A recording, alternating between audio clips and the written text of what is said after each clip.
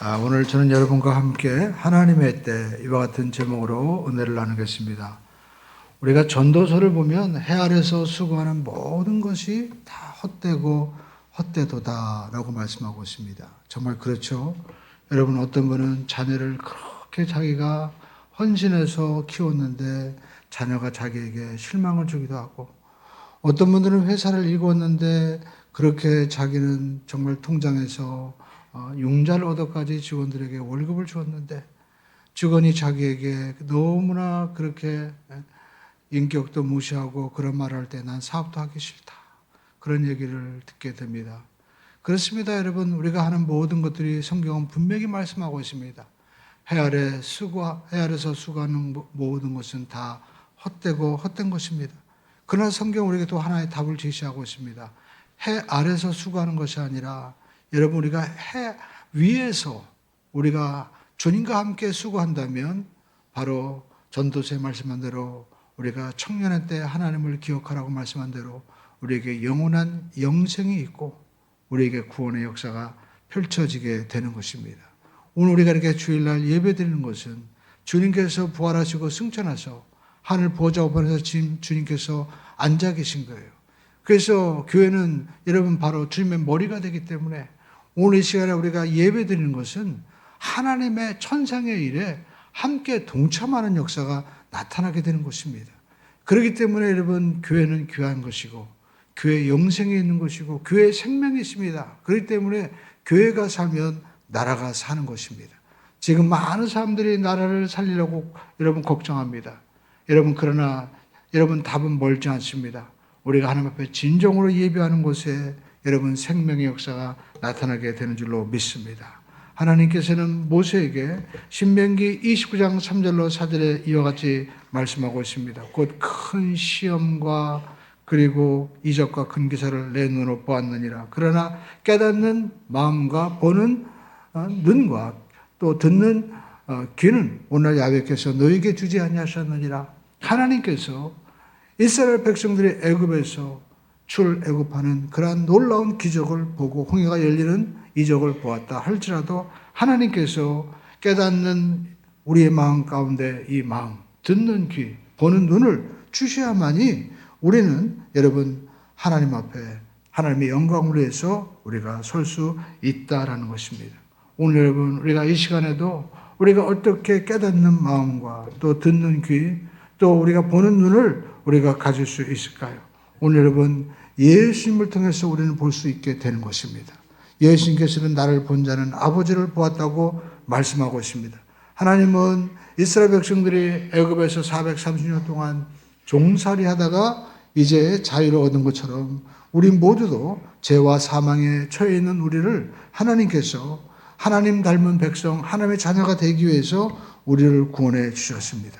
성경에 보니까 애굽에서 이스라엘 백성들이 이렇게 고난에 처했을 때 어린 양 예수의 보혈의 피를 문설주에 바름으로 말미암아 이제 나오게 되죠.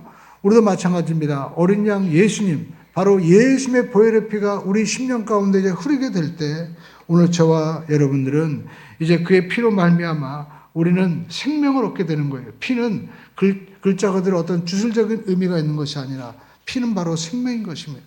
오늘 저와 여러분 가운데 여러분, 예수 그리스도를 믿는 자는 그리스도의 생명의 흐름으로 말미암아 영원한 하나님의 생명을 갖는 하나님의 자녀가 되고 영생을 얻는 하나님의 자녀가 되는 것입니다.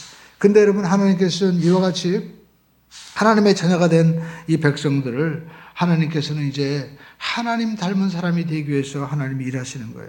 그래서 로마서 5장 4절에 보니까 이와 같이 말씀하고 있습니다. 인내는 연단은 소망을 이루는 줄 아미니라.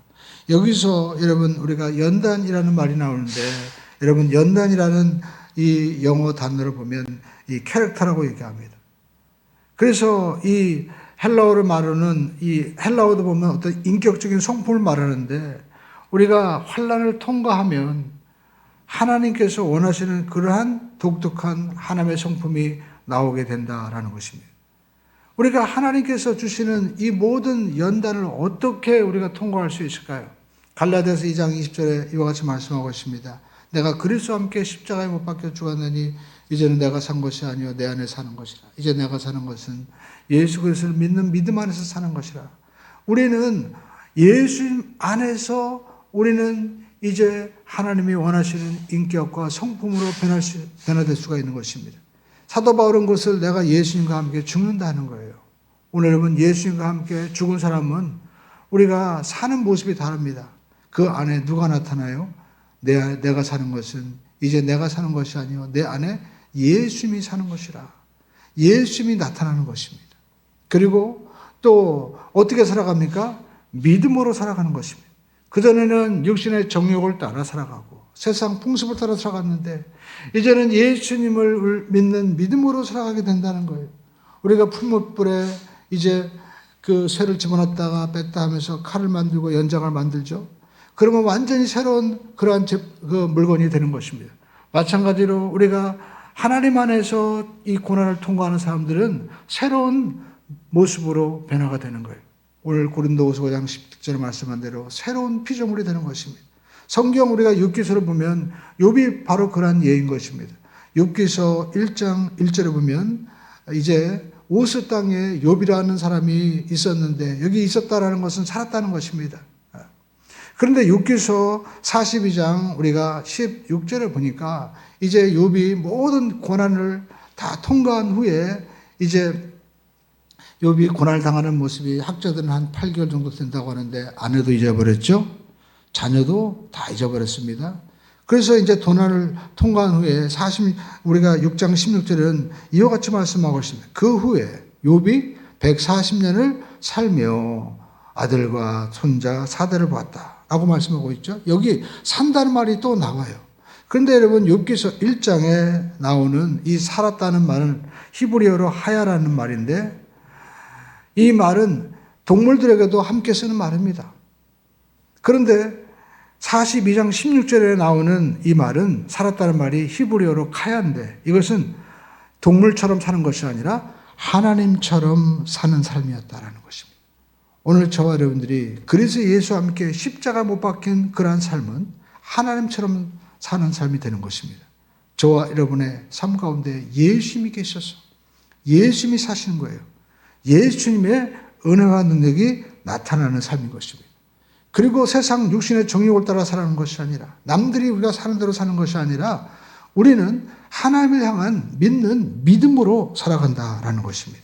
그래서 하나님께서 이처럼 하나님의 백성으로 하나님께서 이제 살아가기 위해서 어떠한 모습으로 살아가는지 어떠한 일이 일어나는지 우리에게 말씀하는 거예요. 여러분 바로 요셉이 대표적인 예죠. 요셉은 첫 번째 그가 노예로 팔렸지만 따라가겠습니다. 노예로 팔렸지만 노예로 살지 않았습니다.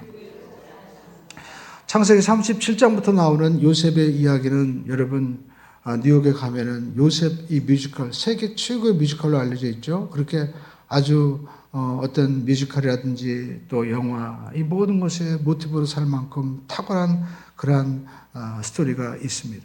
요셉은 창세기 37장에 보면 그의 아버지 야곱의 이제 11번째 아들이었습니다. 요셉은 보면 굉장히 순진무구했어요. 아버지가 요셉을 너무나 사랑했습니다. 자기가 사랑했던 라헬의 바로 아들이었거든요. 그래서 그에게 색동 옷을 입히고 그를 특별하게 대우했습니다. 어쩌면 그의 후계자로 그를 점찍었을지 모릅니다. 그런데 요셉은 너무나 순수해서 형들이 하는 잘못들도 막 이렇게 다 얘기하는 거예요. 그리고 자기가 어느 날 이제 꿈을 꾸는데 그 꿈 이야기를 합니다. 형들은 자기가 잘못하는 것에 대해서 요셉이 다 얘기해가지고 이제 시기하는데 이제는 꿈 얘기를 하는데 정말 마음 가운데 분노가 일어나는 거예요. 어떤 꿈이었습니까? 요셉이 꿈을 꾸는데 형님들 내 꿈을 들어보십시오 라고 얘기하면서 그 꿈이 얘기하는데 곡식을 이제 다 농사하고 단들을 세워놨는데 형들의 곡식단들은 다 누워있고 둘러서서 나한테 절하고 자기 단만 서 있다는 거예요. 그러니까 형들이 여러분 눈치가 뻔하잖아요. 요셉은 어린아이였고 형들은 벌써 10살 차이가 넘잖아요. 11번째 아들이었으니까. 그러니까 야 네가 우리보다 높아지느냐 네가 우리가 뭐 왕이 되게 한다는 거냐라고 이야기하는데 한 번 꿈을 더 꿉니다. 이번에는 해와 달과 별들이 자기에게 요셉에게 절하는 11별들이 절하는 꿈을 이야기하는 거예요. 그러니까 형들 마음 가운데는 이제 시기심과 분노로 인해서 그래 그 꿈이 어떻게 되나 한번 보자 마음의 앙심을 품고 있다가 어느 날 세겜 지역에서 이제 요셉이 아버지의 심부름을 하게 됩니다. 형들은 양을 치고 있는데 아버지가 심부름을 보냈어요. 가만히 생각하니까 형들이 그렇게 좋지 않은 일을 하니까 아버지는 가서 어떤 일을 하고 있는지, 제대로 양을 치는지, 양을 치면서 양을 또 혹시 팔아먹거나 그런 일이 없는지 한번 알아봐라 라고 요셉을 보냈죠. 그런데 여러분 멀리서 요셉이 오는데 형들이 뭐라고 얘기합니까? 야, 저기 꿈꾸는 자가 오는구나. 그 꿈이 어떻게 되는지 한번 두고 보자. 그러면서 그들은 요셉을 죽이기로 합니다. 그런데 맏형이었던 루벤은 그래도 아버지의 마음을 아는 거죠. 죽이지는 말자. 그래서 물 없는 구덩이에 그를 던져 넣습니다. 그런데 구덩이에서 형님 나를 꺼내주세요 라고 얼마나 울부짖었겠어요. 왜 그러세요 형님? 저를 꺼내주세요 하면서 그 속에서 몸부림치는데 보니까 저기 멀리 미디안 상인이 지나가는 거예요. 낙타를 타고. 그러니까 유다가 이제 자기 형제들에게 전합니다. 우리 그러지 말고 요셉을 저기 미디안 상인에게 팔아버리자. 그래서 요셉은 이제 미디안 상인에 의해서 팔려서 청초 없이 애굽으로 가는 거예요. 얼마나 그 길이 험난하고 고통스러웠겠습니까? 사랑하던 아버지, 형제, 어느 순간 갑자기 돌변해서 자기를 죽이려고 하는 거예요. 그러니까 여러분, 우리가 인생을 보면은요, 우리에게 정말 아픔과 고통을 주는 사람이 오히려 자기가 더 사랑했던 사람일 수도 있는 거예요. 그렇기 때문에 우리 인생의 여러분 영광의 그 밑바닥에는 엄청난 고통과 절망이 다 있는 것입니다. 자, 그래서 이제 요셉이 애굽으로 팔려가게 되죠. 그런데 성경을 보면 요셉이 어떻게 되었을까요? 요셉은 이 애굽의 보디발이라는 지금으로 말하면 대통령 경호실장 정도 해당하는 그런 사람이었을까요? 그 사람에게 이제 팔리게 되는 것을 볼 수가 있습니다. 자, 그런데 여러분 친위 대장 보디발의 집에 요셉이 팔리게 되었는데 여러분 요셉은 그 속에서 탁월하게 정말 능력을 발휘합니다. 성경은 요셉이 하나님과 함께 했다고 말씀하고 있죠. 그런데 그가 하는 일은 잘 되면 오히려 더 어려운 데로 가는 거예요. 그의 아내였던 보디발의 아내가 그를 유혹하고 또 요셉은 그를 거절하다가 이제는 감옥까지 가게 되었습니다. 죄가 없음에도 불구하고 감옥까지 가는 억울한 일을 당하게 된 거예요. 요셉은 왜 하나님 이렇게 나를 고난에 더 처하게 하십니까? 나는 잘못한 것이 없는데 하면서 하나님 앞에 기도했을지도 모르죠. 그러나 여러분 하나님은 바로 응답하지 않으셨다라는 겁니다. 하나님은 하나님의 사람들을 정말 하나님의 섭리를 위해서 때로는 기다리게 하시는 거예요. 하나님의 목적이 있는 것이죠. 하나님의 사람을 만들고 또 그를 통해서 하나님이 더 귀한 일들을 이루고자 하시는 것입니다. 하나님은 우리를 하나님의 백성으로 삼으시고 또 우리의 하나님이 되기 위해서 하나님이 일하시는 하나님이신 것입니다. 성경 우리가 창세기 39장 여러분 한번 2절을 보시죠. 요셉이 이제 보디발의 집에 팔렸을 때 어떤 일이 일어났을까요? 성경 창세기 39장 우리가 2절을 보면 특이한 말씀이 있습니다. 야훼께서 요셉과 함께 하심으로 그가 형통한 자가 되어 그의 주인 애굽 사람의 집에 있으니라고 말씀을 하고 있습니다. 여기 보니까 요셉은 이제 애굽에 살게 되었어요. 애굽의 지배를 받게 되었습니다. 노예가 되었어요. 그리고 그의 주인은 보디발이었습니다. 이제까지 아버지의 사랑을 독차지하던 그가 이제는요 노예로서 다스림을 받는 그것도 이집트에서 가장 어떻게 보면 정확하고 까다롭고 그리고 어떻게 보면은 무서운 사람이었겠죠. 보디발의 다스림을 받아야 되는 거예요. 그러나 여러분 성경은 우리에게 또 한 가지 말씀하고 있습니다. 하나님이 그와 함께 하고 계셨다라는 것입니다. 우리는 이 시대에 어쩌면 너무나 까다로운 남편을 만나는 사람도 있어요.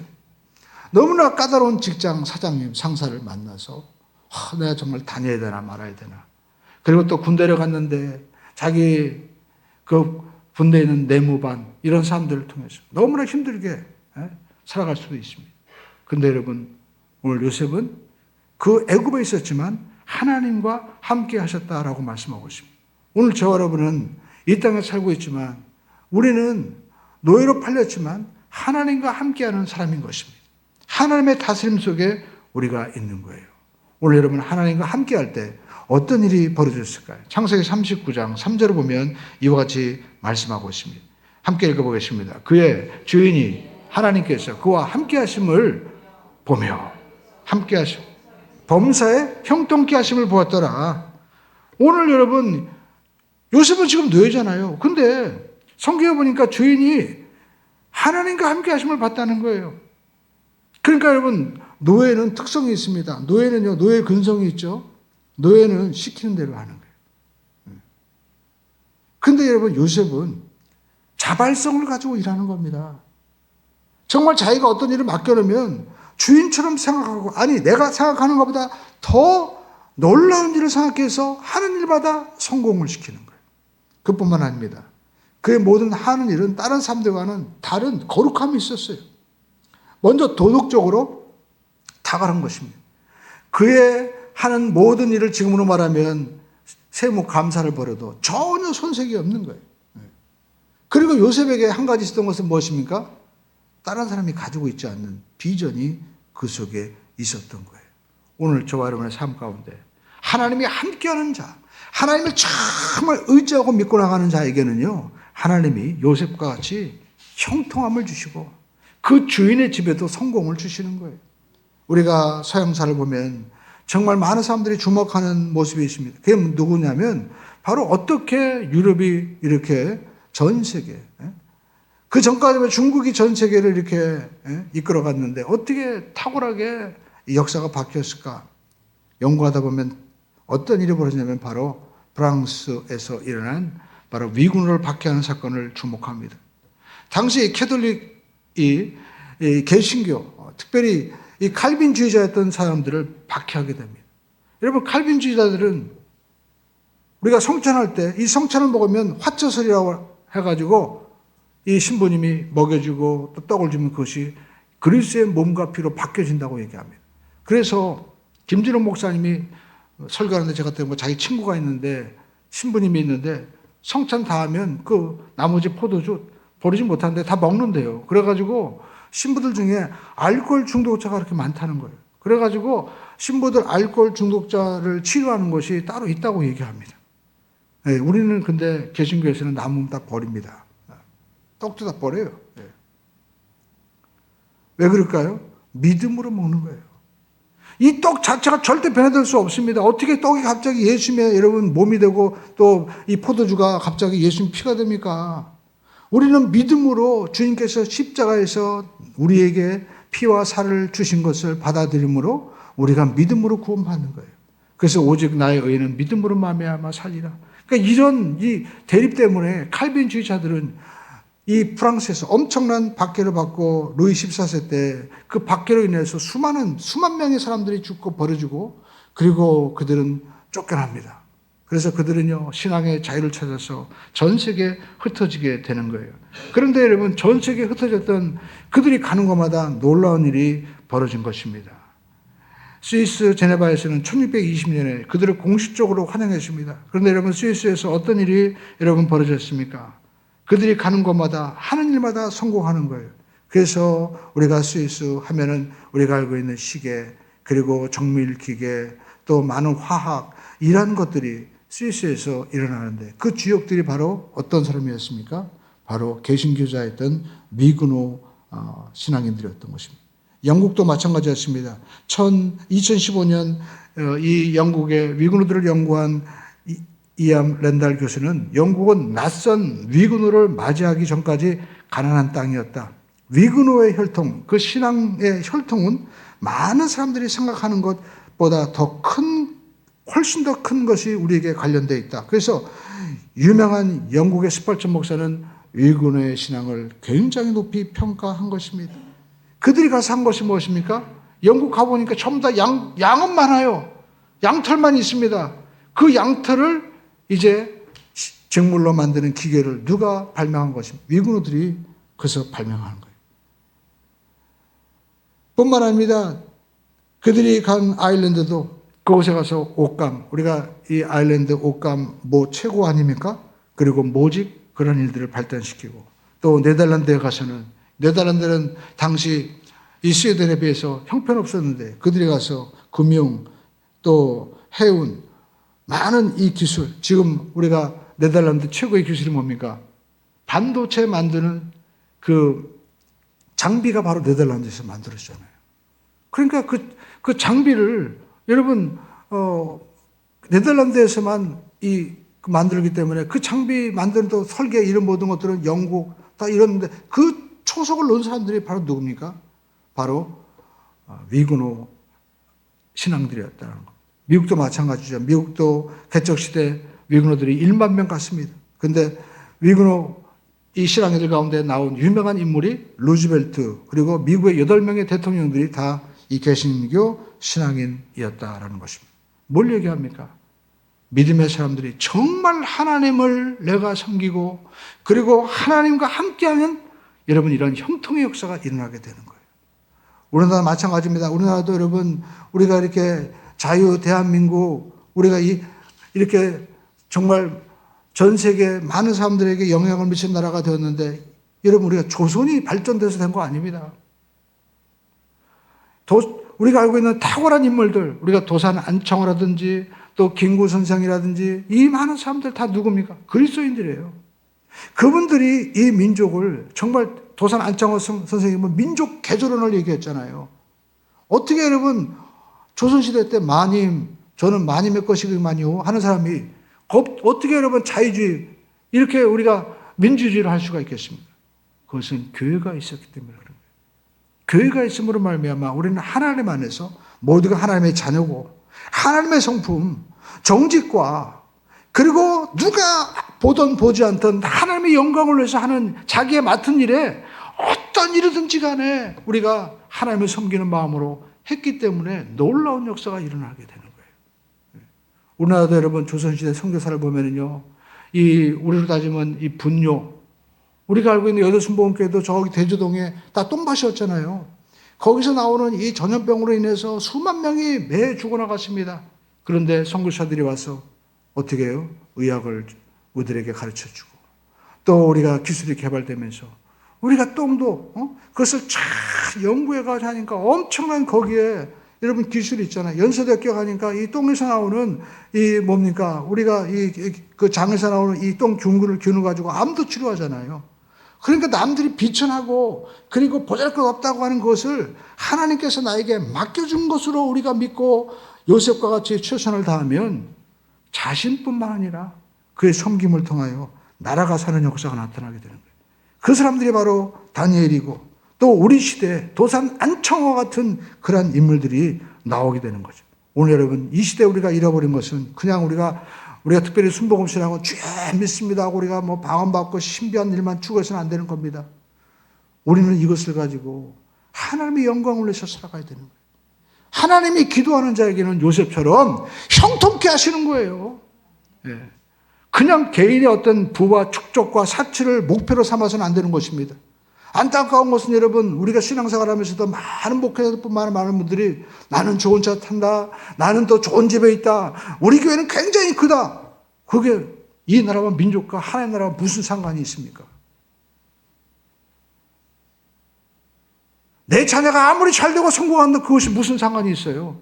그것이 정말 우리 시대의 나의 개인의 목표가 아니라 다음 세대에 이어져야 되고 그리고 우리와 살고 있는 모든 시대 가운데 여러분 그것을 유익을 주어야만이 여러분 하나님 나라가 이 땅에 이루어지는 것입니다.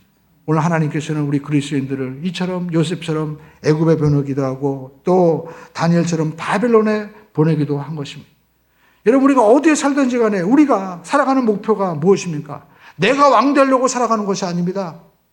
많은 분들은 좀 신앙생활 오래 하면 저는 신앙생활 오래 하는 사람 더 힘들어요. 보면 자기가 왕인 거예요. 내가 하면 내가 하나님 말씀되고 내가 하면 뭐 성령님의 말씀하신다고 하는데 아닙니다 여러분. 우리의 왕은 오직 누구예요? 예수 그리스도이신 것입니다.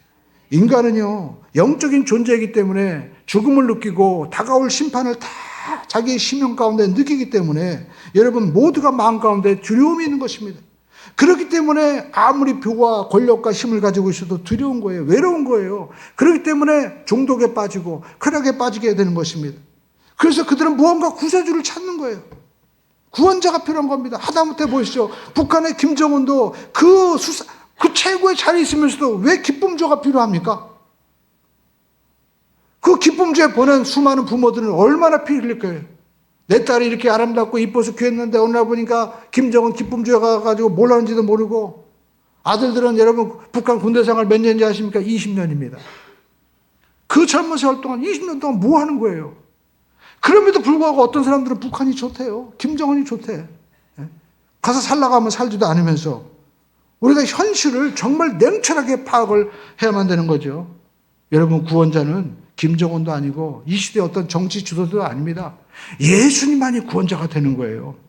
예수님을 정말 우리의 왕으로 모실 때 우리는 그 말씀 앞에 순종하게 되는 것이고, 우리가 하나님 앞에 우리 인간이 얼마나 존귀한지 거기에 정말 인권이 있는 것이고, 또 그 하나님을 예배할 수 있는 신앙의 자유가 세워지기 때문에 여러분 이런 자유민주주의가 있는 것이지, 하나님 없으면 아무것도 여러분 되지 않는 것입니다. 오늘 여러분 우리 인생은 마치 하나님 말씀 없이 살면 베드로처럼 정말 내가 그물을 던졌지만 뭐라고 얘기합니까? 주여, 제가 밤이 되도록 그물을 던졌지만 얻은 것이 없지만은 아무것도 얻은 것이 없는 거예요. 아무것도, 아무리 배워도, 우리가 모든 것을 가지고 있다 하더라도 하나님의 말씀을 떠나면 빈 그물이 되는 겁니다. 그때 주님이 베드로야 깊은 곳에 가서 그물을 던져라 할 때 차고 넘치게 되는 것이죠.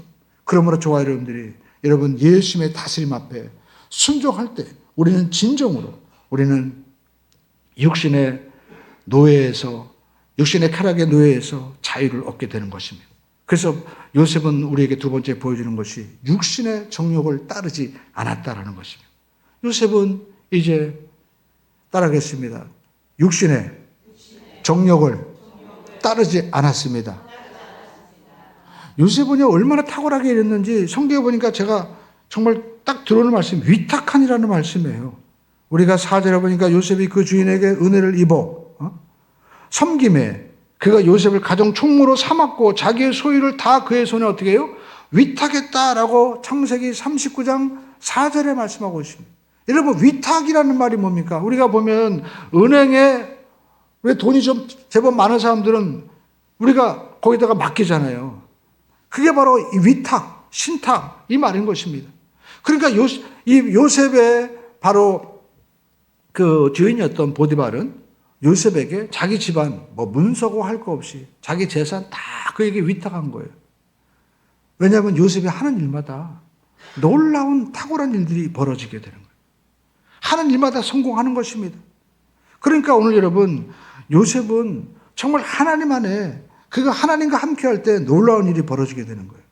그러니까 여러분, 다른 종들은 맺으면 부러워하고 시기하다가도 너무나 탁월하니까 저분은 우리와 달라 라고 요셉을 가정의 총무로 그렇게 자기들이 명령을 받고 살았겠죠. 그런데 여러분, 오히려 그 탁월한 아름다움과 그리고 또 지성이 여러분 그를 오히려 올무에 걸려지게 하는데 바로 주인의 아내였던 것입니다. 창세기 39장 7절로 우리가 8절에 보니까 이와 같이 말씀하고 있습니다. 그 후에 그 주인의 아내가 요셉에게 눈짓을 하다가 동침을 청하니 요셉이 거절하며 자기 주인의 아내에게 이르되 내 주인의 집안의 모든 소유를 간섭하지 아니하고 단내 손에 위탁하였으나 라고 말씀하고 있습니다. 당시는 아니라는 거예요.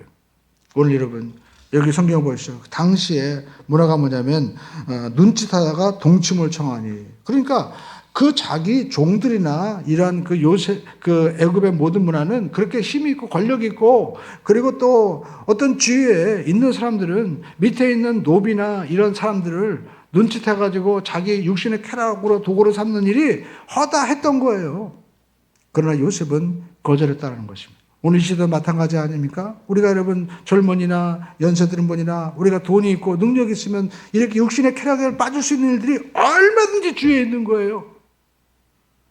이것을 막을 수 있는 길은 뭡니까? 법으로도 우리가 어떤 법을 만들어가지고 됩니까? 아무리 여러분 우리가 하다못해 법관이라도 우리가 모여가지고 이 법관의 윤리를 교육하고 한다고 해서 그게 되나요? 하나님이 함께 하심을 그가 느껴야만 되는 거예요. 사도 바울은 갈라디아서 5장 1절에 이와 같이 말씀하고 있습니다. 그리스도께서 우리를 자유케 하시려고 자유를 주었으니 그러므로 굳게 서서 다시는 종의 멍에를 매지 말라. 하나님께서 이렇게 은혜를 베풀어 주셔서 요셉이 총리가 되었을 때 그가 한 일은 이제 한 번만 눈 감으면은 그런 집안에 모든 것들을 완전하게 누릴 수 있는 그런 위치에 있을 수 있었을 것입니다. 그러나 그는 거절했어요. 왜? 그것은 육신의 바로 쾌락의 노예로 가는 길이었던 것이죠.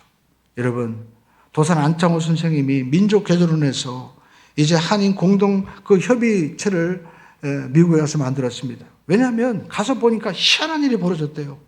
뉴욕 한복판에서 상투를 둔 한국 사람들이 서로 싸우니까 사람들이 도대체 저 사람들은 어떤 사람이야? 머리를 어떻게 막 상투를 하고 한 그런 나라는 전 세계 우리나라밖에 없잖아요. 근데 그 사람들이 또 막 그 한복을 입고 막 싸우는데 미국 사람들 구경 난 겁니다. 근데 여러분 거기에 안창호 선생님 보고 또 한탄스러운 거예요. 나라를 뺏긴 것도 정말 억울한데 이 먼 곳에 와가지고 사탕수 농장으로 전부 다 일용 노동자라고 하는데 거기서 자기들끼리 싸우는 거예요. 가서 보니까 여러분 그 사탕수 노동자 주인들이 한국 사람 안 받기로 아예 결의를 한 거예요. 왜? 이 사람들은 모이면 거짓말, 이 사람들은 모이면 술, 도박, 그리고 도박하고 나서 집에 가서 자기 부인을 때립니다. 그래가지고 길바닥에 자기 부인은 코뼈가 막 주저앉아가지고 피를 흘리면서 울부짖는데도 불구하고 낄낄거리고 이 사람들은 짐승 같은 사람이야. 그래가지고 아예 안 쓰기로 결의를 했어요. 근데 그걸 보니까 안창호 선생님 너무나 가슴이 메어 터지는 겁니다. 그래서 이분이 한 것이 뭡니까? 우리가 어떻게 해야 이 민족을 정말 개조할 수 있을까? 하나님께 들어가는 길밖에 없다. 그래서 가는 곳마다 교회를 세운 겁니다. 우리 여러분, 우리가 희한하지 않습니까? 우리 한인들이 모이는 곳마다 항상 고심체가 뭐예요? 교회예요. 그 뿌리가 바로 여기에 있는 겁니다. 교회에서 그들이 모여서 예배하고 그리고 한인 공동협의회를 만들어가지고 얘기하니까 세상에 거기서 이제 그들이 회개하고 기도하는 거예요. 하나님, 이제까지 조선이 망하게 된 원인은 저 일본 놈이라고 생각했는데 바로 나였습니다. 나는 뭐 했습니까? 내가 이렇게 사니 망하는 것도 쌉니다. 그러면서 하나님의 교회를 세우기 위해서 그들이 11조하고 나라를 살리기 위해서 그들이 독립자금을 보내고 그리고 자기 자녀들을 이제 올바로 키워야 되겠다 하니까 자녀들이요 이제는 성공해서 로스쿨도 들어가고 재계를 움직이는 그런 사람들이 막 나오기 시작하니까 여러분 미국 사회가 한국 사람들 다시 보는 거예요. 그렇게 기도하니까 하나님이 움직이셨어요. 야, 저 사람들 비자도 주지 마. 저 사람 일도 시키지 마. 했던 사람들이 한국 사람들에게 비자 줘라. 저 사람들에게 희망이 있다. 그렇게 바뀌게 된 겁니다. 그것은 그들이 안창호 선생님을 통해서 기도하고 교회가 살았기 때문에 그런 것이죠. 오늘 여러분 사람이요. 나라가 힘들고 어렵고 한다고 해서 다 막 기도하고 막 다 모여서 막 독립운동합니까? 택도 없습니다. 하나님이 도와주셔야만 됩니다. 사람들이 볼 때도 야, 저 사람들 이제 우리가 함부로 건드리면 안 되겠구나. 우리가 여러분 우리가 변하고 더 나가서 우리가 언제까지 맨날 일본 미워하고 또 중국 원망하고 그런 겁니까? 여러분 그분들이 다 변화가 돼야만이 우리도 살아갈 수 있게 되는 거예요. 그들이 좀 된다고 해가지고 맨날 쳐들어온다고 하셔. 싸우다 보면 자기들도 망하잖아요. 우리가 지금 이스라엘과 이 팔레스타인 보십시오. 또 러시아, 우크라이나 보십시오. 서로 전쟁을 통해서 완전히 경제를 폭망하고 있잖아요. 그런 걸로 아는 겁니다. 수많은 사람들이 죽고. 여러분 그것이 하나님을 떠난 자기가 왕되려고 하는 사람들의 모습이다라는 것입니다.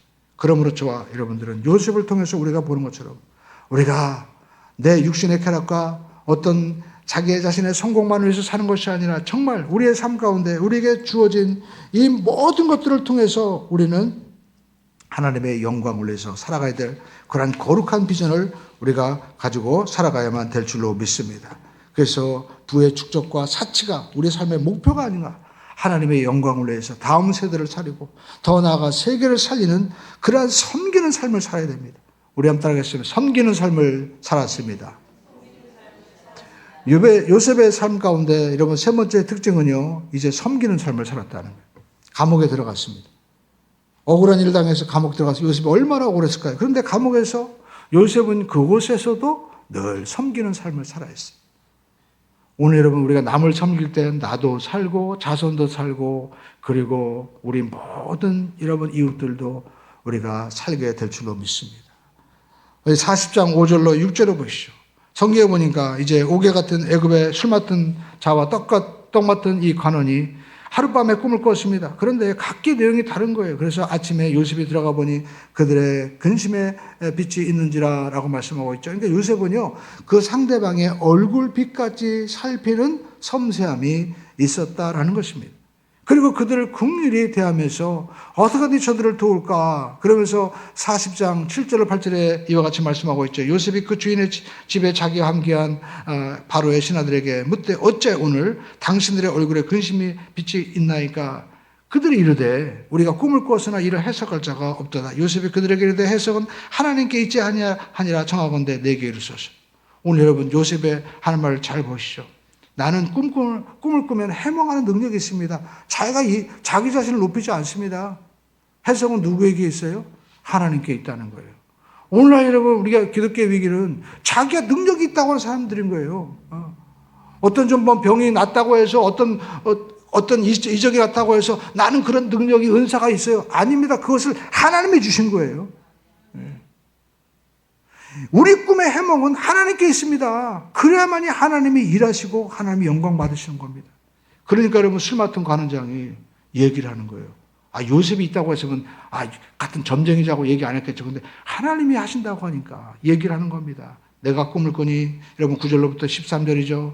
내가 내 앞에 포도나무가 있는데 또 10절에 보니까 그 나무에 세 가지가 있고 싹이 나서 꽃이 피고 포도송이가 익었고 11절에 내 손에 바로의 잔이 있기로 내가 포도를 따서 그 즙을 바로의 손에 짜서 그 잔을 바로의 손에 들여놓으라.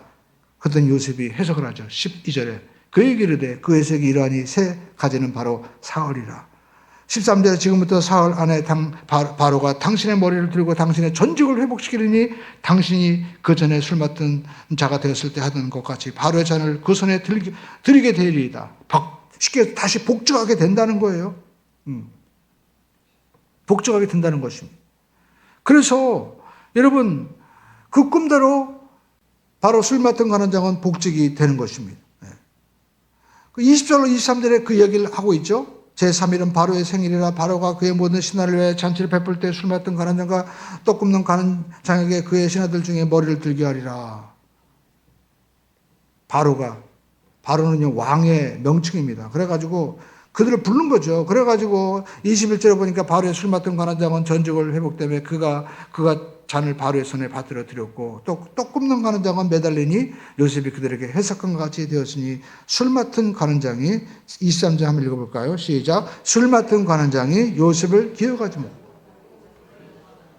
요셉은요 이 술 맡은 관원장에게 분명히 부탁을 했습니다. 14절에 보니까 당신이 잘 되거든 나를 생각하고 내게 은혜를 베풀어서 내 사정을 바로에게 아뢰어 이 집에서 나를 건져 주셔서.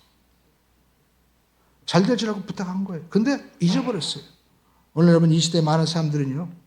내가 그렇게 잘해줬는데 왜 잊어버릴 수 있을까? 내가 그 사람에게 돈도 주고 그리고 또 도움도 주고 했는데 어떻게 새까맣게 잊어버리고 저렇게 행동할 수 있을까?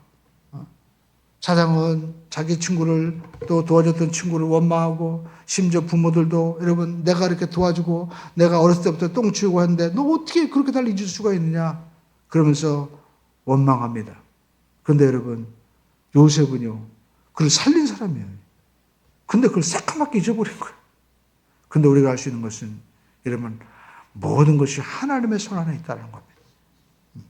때로는 잊어버려야 우리에게 진짜 복이 임하는 거예요. 자녀가 또 나의 친구가 또 내 직장과 또 회사가 내가 회사에 얼마나 큰 공을 세웠는데 나를 이렇게 대할 수 있어. 여러분 때로는 잊어버려야 복이 되는 거예요.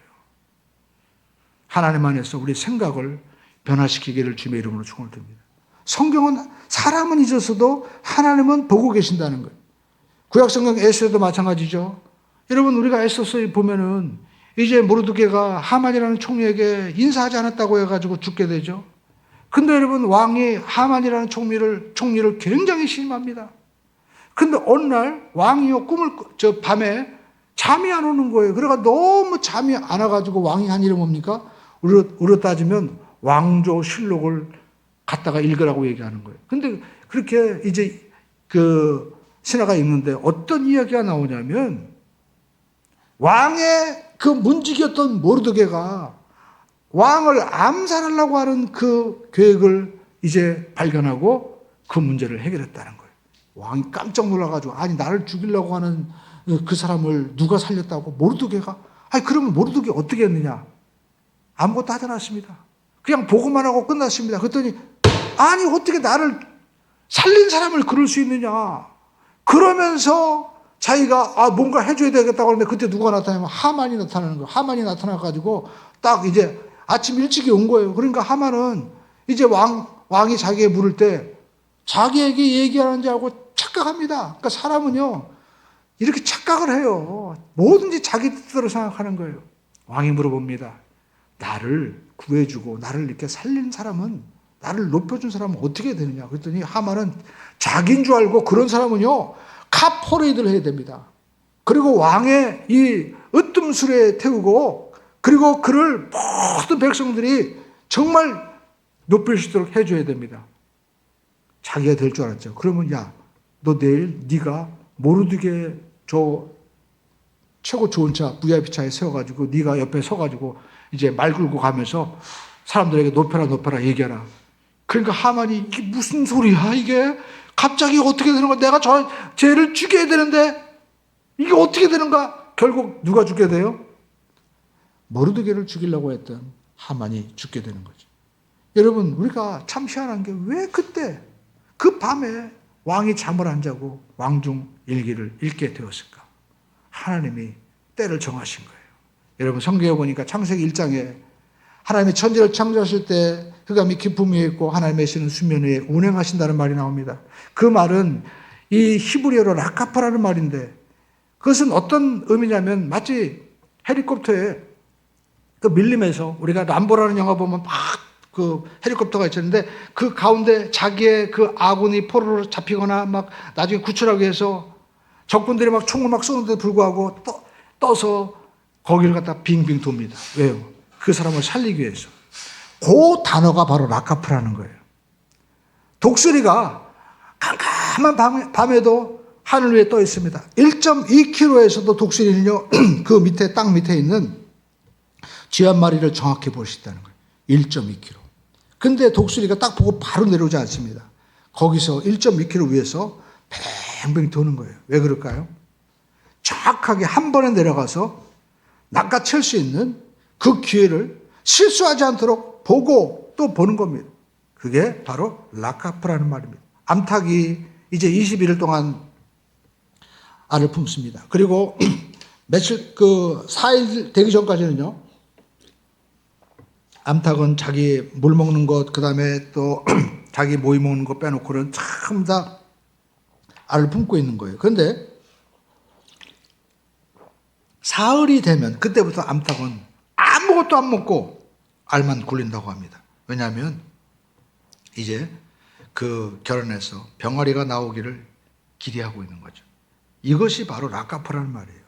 여러분 하나님도 바로 요셉은 2년 동안 잊었지만 하나님은 그가 왕 앞에 설 수 있는 그 자리를, 그 때를 하나님은 어떻게 합니까? 기다리고 계신 거예요. 오늘 여러분 삶 가운데도 왜 기도가 응답이 안 되지? 내 문제가 왜 해결되지 않을까라고 여러분 때로는 내가 절망하고 있지만 하나님은요, 하나님도 안타까운 마음으로 기다리고 계신 거예요. 여러분 이제 바로는 어느 날 꿈을 꾸죠. 정확하게 2년 됐을 때 꿈이 해몽이 안 되는 겁니다. 그런데 그때 술관원이 이야기합니다. 나의 죄를 회상합니다. 자기 죄를 얘기하는 거예요. 자기 죄. 네. 여러분 자기 허물을 얘기하는 게 쉽습니까? 쉽지 않죠. 저도요, 어느 날 우리 시온이가 저한테 그런 거, 아빠는 젊었을 때 뭐 술 먹거나 그리고 친구들이랑 뭐 행패 부린 일 없어? 그래서 제가 그때 가슴이 섬찟하더라고요. 나도 그런 일이 있었는데. 그래서 내가 그건 나중에 얘기하자. 그리고 이제 제가 미뤘습니다. 근데 여러분 그건 가족끼리 얘기지만 왕 앞에 자기 허물을 또 얘기하면 왕이 어느 날 기분이 안 좋아가지고 야, 너 알고 보니까 그런 놈이었구나. 그러면서 갑자기 그 직위를 박탈할 수도 있고 그럴 수 있잖아요. 근데도 그 꿈 앞에 왕이 지금 막 근심하고 있는데 자기 이야기하는 거예요. 왕이시여, 제가 감옥에서 꿈을 꿨었는데 그때 제가 정말 그 꿈이 뭔지 몰랐는데 히브리 청년이 노예가 그 꿈을 해몽해 줘서 여기 왔습니다라고 당돌하게 이야기하는 거예요. 어쩌면 왕이 어떤 박사도 아니고 그 무명의 히브리인이 얘기하는 걸 그런 말 같지도 않은 소리 때려치라고 얘기할 수도 있을 것입니다. 그러나 여러분, 그 술관원이 이야기를 하는 거예요. 그랬더니 왕이 뭐라고 얘기합니까? 그를 내게로 데리고 오라는 거예요. 근데 여러분, 요셉이 왕 앞에 섰을 때 어떻게 섭니까? 모든 이 애굽의 박사들이나 지금으로 말하면 뭐 여러 가지 경제학 박사, 그다음에 뭐 총리 다 와도 해몽이 안 되는 거예요. 근데 요셉이 왔을 때 그가 이제 애국 사람처럼 수염을 딱 깎고 섰을 때 요셉에게 물어봅니다. 그때 물어보는 것은 노예에게 물어보는 것이 아니에요. 자문하는 겁니다. 네가 그 꿈을 해석했다며 나의 꿈도 좀 해석해 다오라고 부탁을 하는 겁니다. 그러니까 하나님은요, 요셉이 왕 앞에 섰을 때 노예가 아닌 정말 그를 자문하는 자리에 설 때까지 하나님이 다 기다리신 거예요. 오늘 여러분의 삶 가운데 어쩌면 내 기도가 응답되지 않고 내 뜻대로 되지 않아가지고 내가 정말 이렇게 2년의 세월처럼 어쩌면 답답한 세월이 있을 수 있습니다. 그러나 우리가 해야 될 일은 무엇입니까? 여러분, 노예로 갔다 하더라도 노예로 살지 마십시오. 저와 여러분들은 하나님의 자녀입니다. 하나님께서 여러분의 아버지가 되시는 거예요. 예배를 멈추지 마십시오. 여러분, 세상 모든 바벨론 세력은 하나님이 없다고 하는 거예요. 하나님을 보여달라. 그러나 여러분, 하나님을 예배하는 것에 하늘과 땅이 열리는 것이고 하나님의 능력이 임하는 것이고 애굽 바로 왕까지도 결국 요셉에게 반지를 빼어준다는 것은 하나님께 주권을 다 맡기는 거예요. 그때 여러분, 어떤 일이 벌어집니까? 요셉뿐만 아니라 가족뿐만 아니라 애굽 전체가 다 살잖아요. 여러분, 우리는 편협주의적인 어떤 민족 내 가정에서만 멈춰서는 안 되는 것입니다. 하나님은 모든 인류가 구원받기를 원하고 우리 모두가 하나님께서는 잘 되기를 소망하는 거예요. 우리 교회만 잘 돼도 안 됩니다. 우리 대한민국의 모든 교회, 아니 전 세계 모든 교회가 잘 돼야만 되는 거예요. 그러니까 우리가 선교도 하고 기도도 하고 또 심기도 하는 것 아닙니까? 여러분, 하나님 그렇게 심은 대로 또 거두게 하시는 거예요. 이것이 하나님의 일하시는 것입니다. 오늘 저와 여러분의 삶 가운데 하나님이 하나님의 때를 정하셔서 일하시는 놀라운 역사가 나타날 줄로 믿습니다. 우리 한번 고백하겠습니다. 하나님은 일하고 계십니다.